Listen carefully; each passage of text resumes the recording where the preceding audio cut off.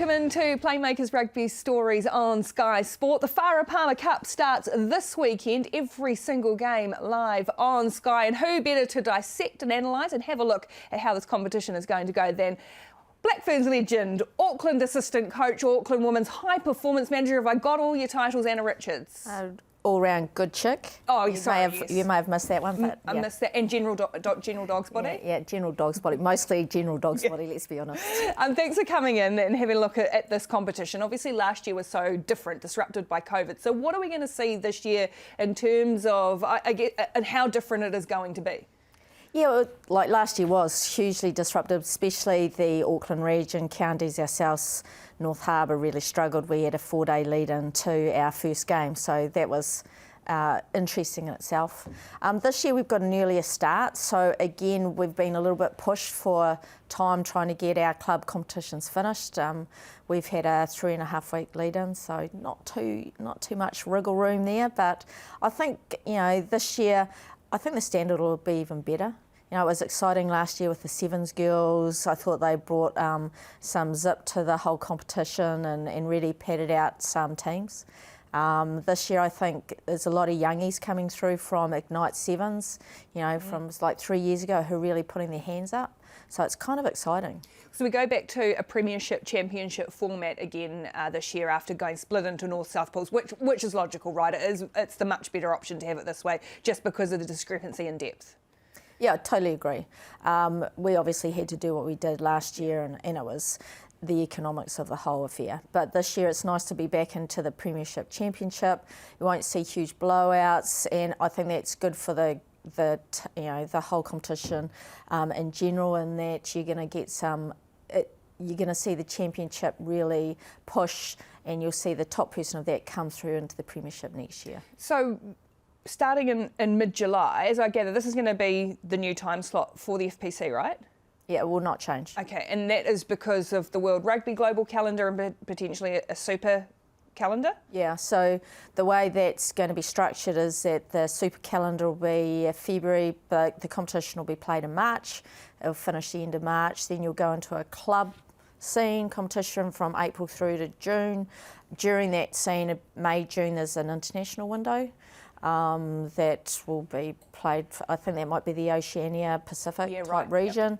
Yep. Then there's FPC. Will always start mid-July, go through to the start of September, and then October through to November you've got another international window. Jeez. So there's no overlap, but it's a pretty full calendar. That's a condensed calendar. When you're planning and you doing in your role in Auckland High Performance, and I'd imagine you probably want to have some involvement in Super as well. Just put the CV in now. We'll get that sorted too. Are you planning now for next year already, even though you haven't even started this year's comp? Yeah. Or it's in the back of your mind, it's going to be, especially your top girls, especially the girls who will be involved with Black Ferns, you've got to really structure the year properly. So I don't think you'll see the top girls play club next year. That'll give them a little bit of a break. You'll see with the World Cup, I don't think you'll see the top girls play FPC next year, which is great. It'll give lots of other girls an opportunity. But post the World Cup there, you just got to be careful of how the load that the players have got and where you give them rests. Because we see young players, I mean, you've called them your creche that you had a couple of years ago in the Auckland squad, 16, 17, 18-year-olds who are coming in, playing alongside seasoned Black Ferns. The load on those young bodies is going to be quite a lot to manage over as we move into a more professional time for the women's game, right? Yeah, I think too with kids, I shouldn't call them kids, players, because they're very young. They're very good players. But, the girls who are like last year of school, they're very good at a number of sports, and so they play a lot of sports at school. And that's where you get too much load. Yeah, right. So take Sylvia Brunt, she plays league, she plays rugby, she plays... I think she was doing a triathlon at school, a duathlon and stuff like that. So you just got to be careful about how much they're doing. She also plays school, and that's played on a Monday. With players coming through, you want them to do around 9 to 11 sessions, and that's grass, gym, whatever, a week. So if they get more than that, then, and they're still growing, so there's kind of an ACL waiting to happen, so you've got to be very careful. Does it blow your mind, like I see these just incredibly accomplished young women who are at school, they're probably, half of them are head girls and prefects, they take on so much, then they're juggling all of this. Like you guys are in at trainings early mornings during the week and then they go off to school, right? Yeah. They're very good. We try to work around their school schedule. So we've got a young girl at Howick and she lives in Papakura, so we're like, well, if you can do your gym at school, do your gym at school, don't come here, because that's a big triangle. So we've got to be careful about what they're doing and how much they're doing, and we work around them and their school work rather than vice versa. In the way that the calendar is going to change over the coming years, where does the Farah Palmer Cup sit in terms of its importance for someone like you and bringing these players through? I think it's hugely important, and it has been our preeminent competition for a number of years, and I don't think we should now hand that over to maybe an elite competition. An elite competition, but at the moment was going to be 3 weeks, 3-4 weeks max. So again, that's a good step up for a lesser number of players, but you're always going to get, FPC is going to be the breeding ground of tomorrow's player. Yeah. For you, back in your day. Oh, back in my day. And you're playing, and I look now, and all of these games are going to be televised. There's going to be kids at primary school, young girls who are going to see Chelsea Ellie and Kendra Coxedge and Kennedy Simon, whoever else, Charmaine McMenamin, week in, week out. Who, for you, did you look at as you came through in provincial rugby? You were like I was kind of at the start. You were at the start. So, like, who did you have? Oh, I mean, you looked at the boys, because I always followed the All Blacks massively, and Sid Going, he was, it's back in the day, but Brian Williams, just some of those, those guys coming through with that, Dave, the half. Dave Loveridge. Dave Loveridge, yeah. So, I think you tried to emulate what they did, and when I played, rugby wasn't really an option, really. So it was kind of in its infancy. So how did if it wasn't an option? I know we're going to talk about Farah Palmer Cup, but we go back in the archive a bit. How did you get into it? How did you go? Well, I got dropped from netball. Is that something to do with height? No. It's just I was in the Canterbury netball team. It's an old story, but a goodie. And I got dropped by the coach, lovely woman, and her husband was my law lecturer, who was also the Canterbury University women's coach. And he lulled me into a false sense of security and said, "Come along and watch," which was a euphemism for "Come along, I'm going to chuck you on the field to play." And that's kind of how I started. And I enjoyed it. I was better. It turns out I was way better at rugby than I was at netball. But I still kept on playing netball for a little while. Would you like to be playing in this era? Coming through these performance pathways and, full-on training and gym at 5 in the morning and all of that? Look, I did gym. Well, you did. Sorry, I didn't enjoy it, but I did it. Look, I'd like to be playing any time, to be honest, but I'm very happy to have played when I did. Are we at a little bit of a crossroads for the women's game at the moment in terms of that moving in? Because we've had these professional contracts for the senior players for a couple of years now, but they're still semi-professional. They're juggling and all of that. Now we've got a World Rugby, a global calendar. Where FPC goes here, a super competition. Is it a little bit of a crossroads, a really important time to get this right and get it right now? Yeah. I think it is, and you've got to remember it wasn't long ago that the boys went professional as well. We do have a number of professional contracts. Obviously, the Sevens girls are on full-time contracts. There are a couple of girls in the Black Ferns 15s who I think are on reasonable contracts as well, but the majority probably, they're still caught in that, do I still work, do I still this, I've still got a great job, I don't really want to give it up. So I would think we've got to get them to a stage where they prioritise rugby, and that's a priority, and then we can get them training properly and getting the best out of them. And I think, again, it's got to be NZRU just looking at the structure of the contracts, and I think they're going to do that at the end of this year. That's the end of this contracting. So. And I guess that's a decision for individuals to make, right? Too. Do you want to put your career into rugby, or do you want to be perhaps a part-time an FPC player and stay doing your other work. Yeah, I mean, it's true. Like, funny enough, I used to be a lawyer and I quit and I worked part-time for 15 years to play rugby. So it's a choice and it's up to the individual. Yeah. Where do you see, you played in some wonderful Black Ferns teams and wonderful teams across the board. The skill level, the way the game's played now, what are the differences that you see? I mean, it's a real tough one because comparing eras is always a tough one. Yeah, comparing eras. Is it as fast? Maybe not. Is it as skilled? There were some great skillful players I played with. So, you know, I suppose there's more people who have played rugby for a longer period of time. So from their 5 upwards, you know. Whereas when I first started, a lot of us came into rugby after school. So I think that, and then that gives you probably a better vision decision because you'll be playing it longer, that sort of stuff. But probably they're better S&C wise. You know, there's better support that way. There's better support medically. There's better support mental skills, better support nutrition. Is there a bit more rugby nous maybe in terms of I look at someone like a Patricia Maliapour, who, I mean, she's possibly a slightly different candidate anyway because she's incredible, but that game vision, the tactical awareness and all of that side of it. I think that's something that just grows with years. Like, I think we forget that Patricia's Pitu is only 18. Yeah. And I think, you know, you can play and you can be a great school player, but when you get hit FPC, etc., and senior rugby, that's when you start to learn properly. So I was playing till I was 45 and I was still learning. Yeah. So it's a grade that you just keep on getting better at. Is she one of the best talents you've seen in a while, Pitu Maliapour? Undoubtedly. Yeah. Undoubtedly. And you know, the scary thing is a lot of people like Pitu. You know, Sylvia Brandt is awesome. You know, we've got a couple of young girls in the Tawhito.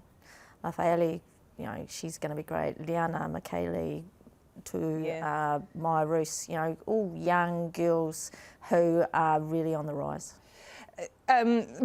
Building depth in that next tier, given that there, as you said, you're going to need more players if the calendar's going to be what it's like. How do we build more depth in the women's game to have players ready to step from club to FPC, FPC to Super, and then hopefully Super to Black Ferns? Yeah. And it's that age-old problem is that you've got quite a few kids playing at school, but then there's a really big drop-off after school, and it's because life. Yeah. And it's hard to multitask. You know, at school it's all kind of put on a plate for you. But I think with Auckland, like, we're targeting that under 15. So we've done, our community division have done amazing, and they've set up under 15 teams at all the clubs, but they're from the surrounding schools.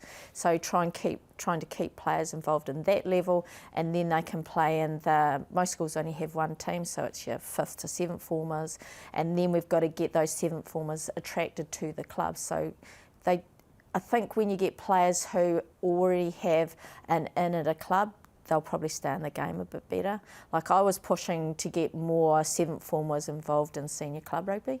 Right, yeah. And so then they're still at school, they're playing senior club, and then they'll continue to play. Are there like club and school battles and things like that? Is that an issue in rugby? Well, not really, but you see, like the big powerhouses in Auckland at the moment are obviously Howick. You know, Yeah. They've got a great program out there, and they tend to feed, because it's Howick, they tend to feed Marist out Right. that way.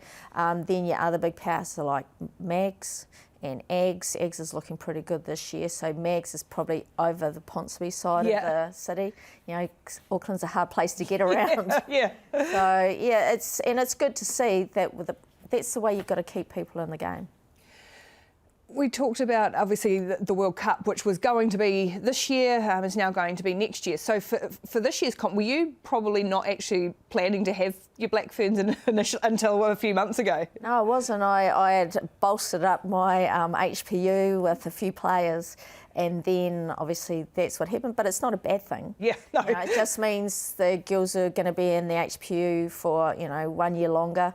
We'll definitely, with the World Cup next year, we've got to bolster it up even more again. So what do you do with those players? Because I guess, B competitions, development competitions, things that are still, that unions kind of need to invest in for the women's game, right? You wanted to get them game time because it kind of sucks when you're just training all the time and then you don't get a game. Yeah, we found that last year when we had to carry bigger squads because there was no B competition, and it was really tough getting people game time and keeping them interested. So what we did in the Northern Region this year, we got together Northland, Auckland counties and Waikato, and we put our hands up and said we'd put together a B comp this year. So that starts on the 24th. Oh, cool. Runs alongside the, and it's only just, it's 3-4 games. So runs alongside the FPC, and it allows us to drop players down from our FPC to play. What we've also done is we've made a commitment for it to be predominantly an under-23 team as a B, so to develop younger players, not somewhere we put people who are a little bit older. So hoping that's going to go well. It's being run on a smell of an oily rag and on the backing of some great people around the Northern Region. Yeah, so that's basically you and your counterparts at other unions sorting that out, right? Yeah. Yeah. So, but the unions have to back you. Yeah. So I'm very lucky. Auckland's great. Same with I've been working with Chad out in counties. They're great. Northland are very supportive of their B team, and Waikato with Wayne Maxwell. Yeah. So they all wanted. No, Bay plenty wanted to. They just said they didn't have the depth this year. Yeah. So we're pretty lucky that we were able to sort this out. It was hard work for a while. I can imagine. Is the way it is with some of the Farah Palmer Cup unions, and why it's probably good that we're split between the Premiership and Championship again, that the rich get richer, the poor get poorer, in the sense of the bigger unions, you guys can push to do something like this, whereas a Tasman, a Hawke's Bay, whomever, and to try and get them up to the next level is tricky. Yeah, and also it's tougher on Tasman because they're isolated. They're at the top of the South Island. It's really tough for them to cheaply get a game, whereas we're right beside counties, we're right beside North Harbour, we're an hour and a half away, Northland we were looking at meeting halfway, that sort of stuff. So it's an easier geographical problem for us to have. I'm not saying that Auckland doesn't have a lot of budget for this, but we want to make it happen. Okay, comp this year, who's going to beat Canterbury? How do you beat Canterbury? Let's lay it out right now. Because what are they going with? Will this be a 5-peat? Yeah. Yeah, I think it's a 5-peat. It's going to be 5. Yeah. No, they are going for a 5-peat. Not it's going to be. That's what they're aiming for. They're going for a 5-peat, and they've had some really good years. They were lucky last year, but champions are lucky. So they came through in that last play of the game, I think it was. Yeah, it was. Against Waikato. I thought Waikato had a wonderful year last year. I think it's going to be really tight this year. Canterbury have obviously picked up 2 or 3 very good players from around the country, which will bolster them a little bit. Waikato, I think, are on a roll from the last couple of years, so they'll be strong. I'm thinking counties might be a little bit underdone. They've lost a few girls to that NRL competition, so they had a couple of, in their midfield they were great. So, and obviously injuries, Ari's a massive part of their team. So, but I saw her understudy playing. She was good. Yeah. So Arahiana Marino Tohini, county's captain, out injured. Canterbury have picked up Rosie Kelly from Otago, Amy Duplessis from Otago, and Marcel Parks from Wellington. Not bad. Pretty good. And I don't think they've really lost anyone. But they're all contract. Oh, they contracted. I don't know if Rosie is, but Amy was Black Ferns last year, so they're not bad pickups. What is it that they have done so well in the, because it was always Auckland in women's rugby in the domestic com. What has Canterbury done so well as an outsider looking in for the last few years? Well, I mean, I came back in 2019, so they were already kind of on a roll. I think, they've got a good setup down there. They train really well. They're focused. They have good players in certain positions. Can you imagine Canterbury without Kendra Coetzee? How would they run? Would they run as well? Meh. I don't know. So, not that we want Kendra Coetzee not to be playing, right? Because I know you love watching her play too. The Kenj is great. I love watching her, and when I talk to anybody who's a halfback, I go, watch how she controls the pace of the game. That's her biggest thing is she understands how to control things. So, yeah, she's good. What about Auckland then?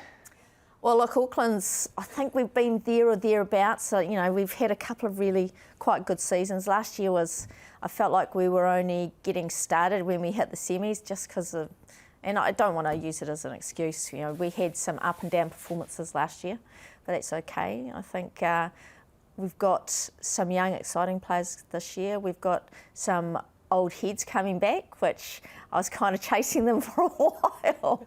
So I'm excited with Doris Taufuto's back, Meli Hufanga, Angelina Luatua. Oh, you have got some good old heads coming back. Karina Nanai-Vai, you know, so she's been out with injury for a while. So it's kind of some really exciting players, and they're not old. Like Meli's 25, I think, and we think she's been around for 20 years. But very exciting players. But does that help? That must help bridge the gap because you've got, you know, your Eloise Blackwell, Alicia Pearl now, so you've got some really experienced Black Ferns, and then you've got your very young ones. To have those ones through the middle, that must be a real bonus this season. Yeah, and I think too that, you know, 2019 we had a lot of youngies, like we had a lot of 16, 17-year-olds, and now this will be their third season, so I'm thinking they're gonna be making better decisions on the pitch, performing under pressure. It's really tough when you're that young and you get thrown into an FPC. So I'm hoping 3 years down the track, this is going to be the perfect time. But you've got some injuries as well? Yeah, unfortunately we do. Unfortunately, some biggies? Yeah, some biggies, unfortunately. You know, we lost the likes of Lisa Mulia, who I think would have been great this year. You'd pinch from up the road? Wow. She'd made the decision to come from counties to Auckland. Yeah, she had. So we were lucky to pick her up, and she had been training really well, and unfortunately she re-injured her shoulder. So she's pretty much, well, she is gone for the season.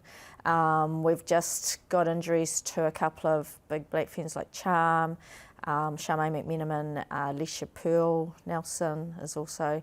Pitu, Patricia Maliapo is out at the moment as well. So it's going to be interesting, gives people chances. Is it just bad luck, just the way it's happened? Mate, it's just the way it happens. Like, I think we've been really lucky the last few years with injuries.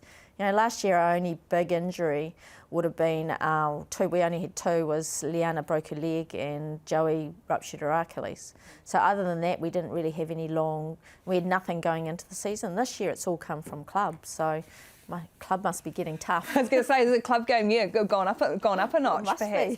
And before we wrap up, just quickly to go back to that Super game as well, the Chiefs and the Blues, and those two franchises, but the Blues in particular, who really pushed to make that happen. How significant was that game, and I guess to lead into Farah Palmer and to lead into what's ahead for the rest of the women's comp? Yeah, I think it was hugely exciting. Great to see, and there'd been murmurs of it for a year or so, and then they tried to get it up and running for February, and it just wasn't a great time because nobody's playing at that time, women's rugby. But you know, Andrew Hoare really pushed for it.